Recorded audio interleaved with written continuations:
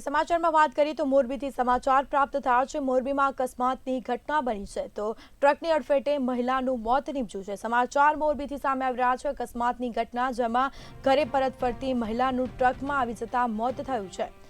Panchasar road પરની આ ઘટના જેમાં રાધાકૃષ્ણ સોસાયટીમાં આ મહિલાનું મોત